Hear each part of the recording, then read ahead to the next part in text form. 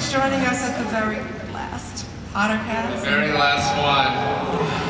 Ooh, way to kill the energy there, Melissa. That's all right. Well, first thing I want to know, because this is the last bit of official programming here, is how did everybody enjoy LeakyCon?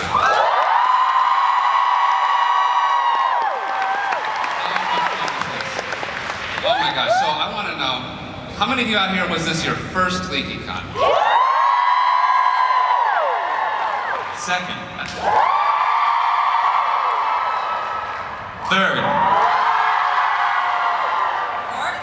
Wow. All the volunteers. Wow, Did this you see will be that? fun. Yeah. See what happens? You go to enough LeakyCons, You start. suck you in. Have you been to 5 or more John! conventions?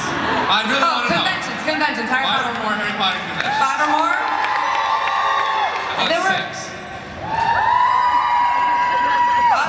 We've been to Well, like the almost reason all I'm of them. asking is that we were thinking about all of our time in the fandom here recently, and I guess Melissa might have one more on me, but this is my 10th one of these things. Oh my. Which is crazy. I- And I think there's a I few have- of you who might be in that boat too. Yeah, this is my 11th then. You probably would be. Ooh, no, and then the one in Ann Arbor, did you count that one? When we saw IVPS? All right, yeah, okay, well then this is 11. You This ruined is my nice 12. little pretty 10. Well, I have 12. You have 12, all right. Fancy Wizard 12. All right, well now that we've bragged sufficiently. I have 7. This I is didn't an brag actual number. sufficiently. I get- I've been to 12 Harry Potter conferences. 12? What? I And mean, I've you are- run 4. You are very cool, I guess. You are cooler than me. So, We have a lot of fun in store, new stuff, old stuff.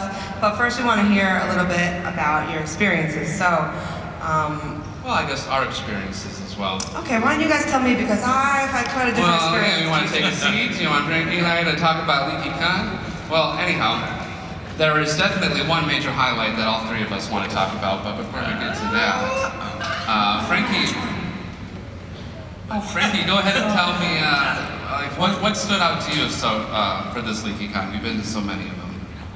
I don't know. Everything is just so much fun. Like, it's always fun to meet the special guests, especially ones I'm like huge nerds about. So it's always fun to. Which ones? Which ones? Yeah, tell us, Frankie. The Friends of Buffy. So cool. I guess the highlight for me was getting to doodle for Tara and Andrew from Buffy. He didn't do it for me. Not yet. That's fine. And then just, I don't know, meeting all you guys is really fun too. I can't really see anybody's face right now. Oh, these are bright lights. So, but It's okay though. Don't do the house lights. I really, well, Yeah. we'll talk more. I'll talk more when we talk about the opening. Well, let's just talk about the opening then, because that's easy, and that was amazing. You guys are all here for that. So I want to tell my little story about this, because this was, like, in everything leading up to LeakyCon, this opening was put together by so many talented people, and I came in at the very last minute and was handed a script, and I hardly had to do anything. I stood back here and I was like, in my costume, like, no one look at me directly, please. Like, I don't even know the words all that well, but can we just talk about all the people that did do an incredible job with this, from everybody involved with writing this? Tell us, Melissa. So what happened, this is a true story. We were sitting around, now the way the opening comes together every year with Leaky, which I say after having done 3 themed openings, is that somewhere around 5 months out, we start to get a feel for what we want the conference to be themed like. So this year, because we were in Oregon, because we're in Portland, we do the forest and the greenery, and then we themed it around that. And then we're all kind of in this forest of fandom, and we're going to find all these great stories and bring them together, and we kind of find those threads. And we were talking about that in a meeting, which we have every Sunday, which should just tell you, everybody gives up their Sundays to have these mega meetings. And literally somebody was joking about a song, and somebody said something rent related, and I said, yeah, and then Anthony's come out and sing a parody of Love You Bohem. And I was joking. And the whole staff flipped out. And before I knew it, within a half an hour of that meeting, we had a bare bones idea. And then I texted Anthony and I was like, Anthony, I have this idea. I think we can get you into LeakyCon, but it's really complicated. It's gonna take a lot of work. Are you down? And he's like, yeah, awesome, let's do it. And so we started writing it in more meetings.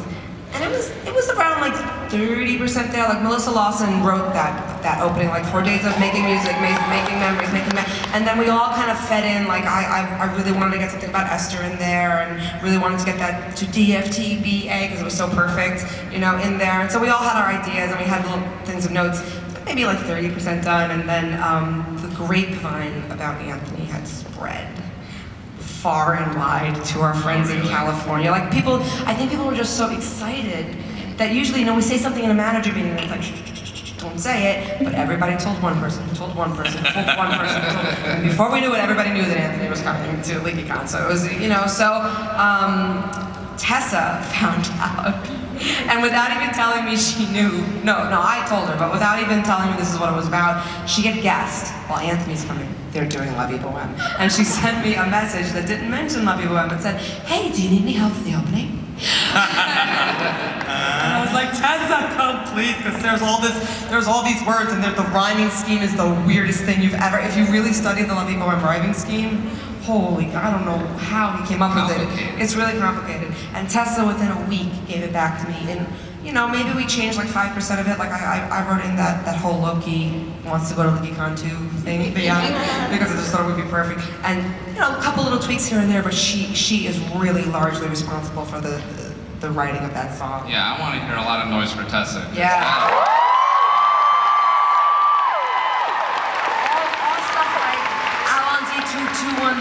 You know, hey, that is mahogany. Like man, we didn't have that stuff. We had all the lists and stuff that we wanted to get, but it took her forever. But she said it to me. I didn't have to share this with her. I knew she already knew, but she confirmed it with me later that she knew Anthony had already said yes to coming to do it, but we wanted to make sure that it was worthy of him doing a parody of the iconic song that he'd been singing since 1996, you know?